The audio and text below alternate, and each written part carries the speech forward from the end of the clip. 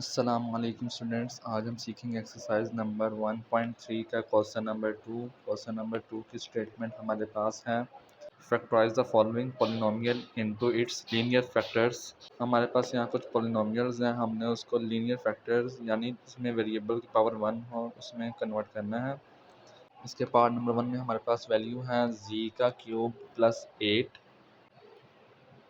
इसको अब हम ऐसे लिख सकते हैं जी का क्यूब प्लस 2 का क्यूब, क्योंकि 2 का क्यूब 8 होता है। अब यहाँ पर हमारे पास फॉर्मूला है ए का क्यूब प्लस बी का क्यूब, जो इक्वल है A plus B is equal into A square minus A B plus B का स्क्र।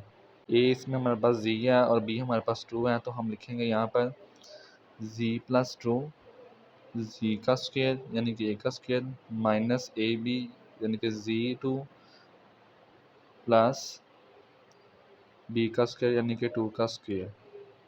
अब यहाँ पर z प्लस 2 इंटू जी का square, z into 2 minus 2z 2 का स्क्र प्लस 4 z प्लस 2 आ गया, वैसे के वैसे ही z का स्क्र माइनस 2z।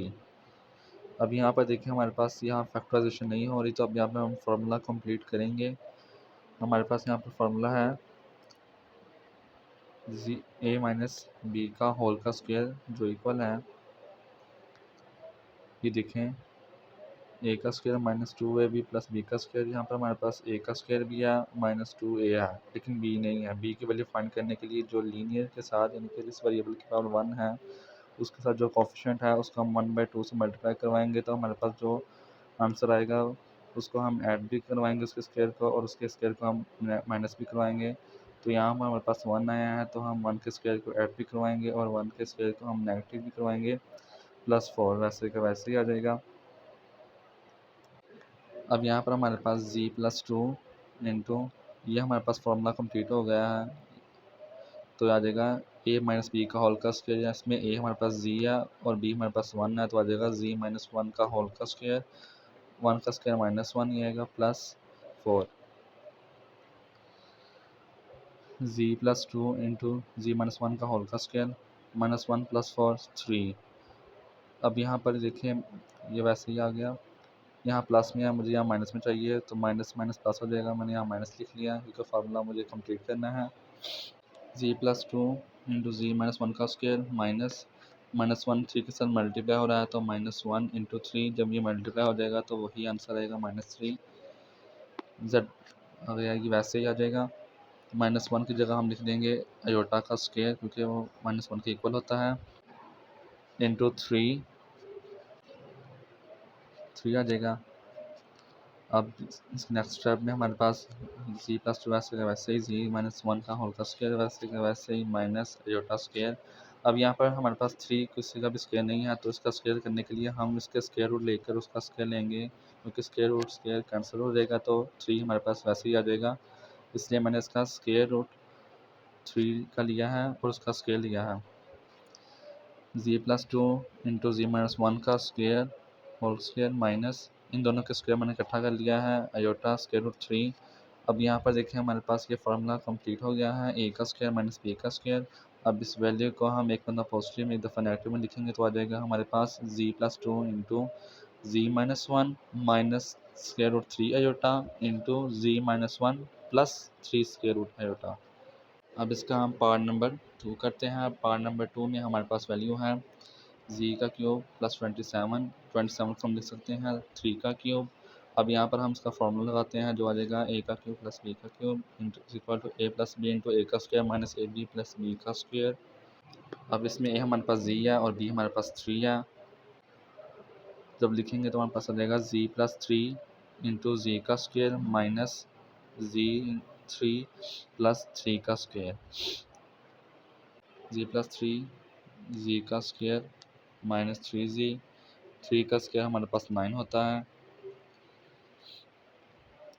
अब यहाँ पर हमारे पास z प्लस 3 इंटू जी का स्क्वायर माइनस 3z प्लस 9, यहाँ पर अब हमारे पास फैक्टर्स नहीं बन रहे या फैक्टराइजेशन नहीं हो रही, तो अब यहाँ पर हम फार्मूला कंप्लीट करेंगे। फार्मूला कंप्लीट करने के लिए जो हमारे पास लीनियर वेरिएबल है जैसे कि z, उसके साथ जो कोफिशिएंट है उसको हम मल्टीप्लाई करवाएंगे 1/2 के साथ, तो जो वैल्यू हमारे पास आएगी उसके स्क्वायर को हम ऐड भी करवाएंगे और उसके स्क्वायर को हम नेगेटिव भी करवाएंगे, यानी कि माइनस।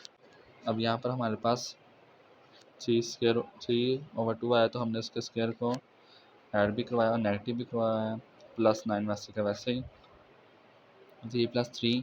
अब यहाँ पर हमारे पास ये फॉर्मूला कंप्लीट हो गया है, z-3/2 का स्क्वायर माइनस 3 का स्क्वायर हमारे पास होता है 9, 2 का स्क्वायर हमारे पास होता है 4, +9 वैसे का वैसे ही।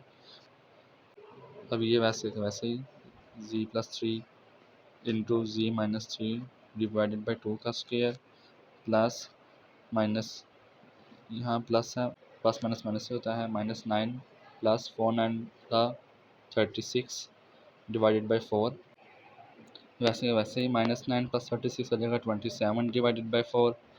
अब यहाँ पर पॉजिटिव में है, मुझे ये माइनस में करना है, तो माइनस माइनस 27 डिवाइडेड बाई 4 आ जाएगा। अच्छा, अब यहाँ पर हम ये वैसे ही आ जाएगा। यहाँ पर देखिए -1 मल्टीप्लाई होगा 27 के साथ, तो -1 हमारे पास होता है आयोटा के स्क्वायर के इक्वल डिवाइडेड बाई 4 था, और 4 की जगह हमने लिख दिया उसका 2 का स्क्वायर। ये वैसे ही आ जाएगा, z+3 into z-3 divided by 2 का स्क्वायर माइनस आयोटा स्क्वायर, 27 को हम लिख सकते हैं 9 × 3 डिवाइडेड बाई 2 का स्क्वायर। अब यहाँ पर आयोटा का स्क्वायर 9 को हम लिख सकते हैं 3 का स्क्वायर, और 3 का स्क्वायर कोई ना, तो हम लिखेंगे √3 का स्क्वायर, क्योंकि स्क्वायर और स्क्वायर रूट आपस में कैंसिल हो जाएगा तो दोबारा 3 ही आएगा, इसलिए √3 का स्क्वायर लिया है। अब इन तीनों सबके स्क्वायर मैंने इकट्ठा कर लिए हैं। अब भी हमारे पास फॉर्मूला कंप्लीट है, a का स्क्वायर माइनस b का स्क्वायर। अब एक दफ़ा ये वैल्यू पॉजिटिव में, एक दफ़ा नेगेटिव में, तो आ जाएगा z+3 into z-3 divided by 2 -3 √3 iota divided by 2 into z-3 divided by 2 plus 3 iota divided by 2। अब इसका हम पावर नंबर 3 करते हैं। पावर नंबर 3 में हमारे पास वैल्यू है z का क्यूब -2 z का स्क्वायर प्लस 16z -32। पहले दो वैल्यूज़ में हम z के स्क्वायर को कॉमन लेते हैं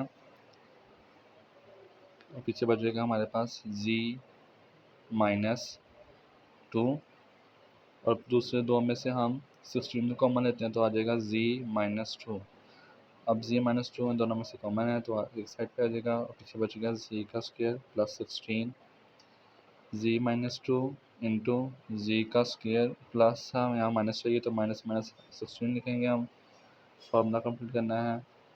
अब यहाँ पर z-2 -1 यहाँ पे मल्टीप्लाई हो रहा है 16 के साथ, तो -1 हमारे पास आयोटा का स्क्वायर इक्वल होता है और 16 हमारे पास 4 का स्क्वायर होता है, तो वह इन दोनों के मैंने स्क्वायर को इकट्ठा कर लिया है, आयोटा के स्क्वायर को और 4 के स्क्वायर को।